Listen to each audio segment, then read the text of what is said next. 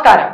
ആനശല്യത്തിനെതിരെ Kothamangalam Kavalangad block Congress കമ്മിറ്റികളുടെ നേതൃത്വത്തിൽ Kothamangalam DFO ഓഫീസിന് മുന്നിൽ പ്രതിഷേധം സംഘടിപ്പിച്ചു.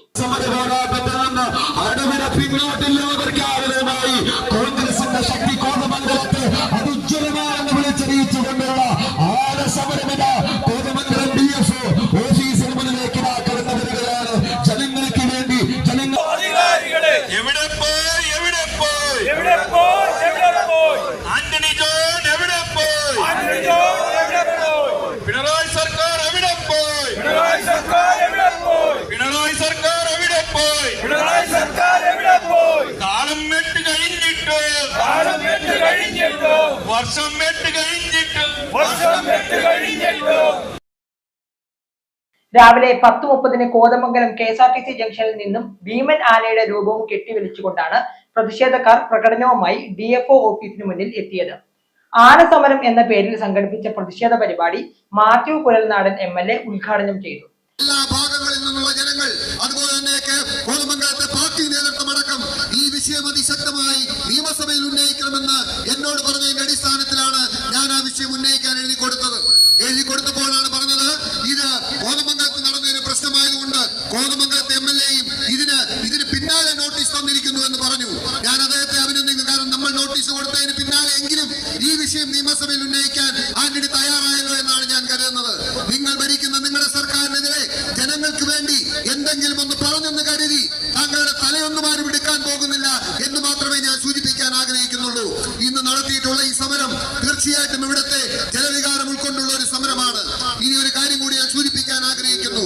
ഒരു ജനകീയ വിഷയം ഏറ്റെടുത്ത് കോൺഗ്രസ് പാർട്ടി സമരവുമായി മുന്നോട്ട് വന്നപ്പോ ഞങ്ങൾക്ക് ഈ നാട്ടുകാരോട് പറയാനുള്ളത് കേവലം ഒരു സമര നാടകം മാത്രമായിരുന്നില്ല ഞങ്ങൾ നടത്തിയത്.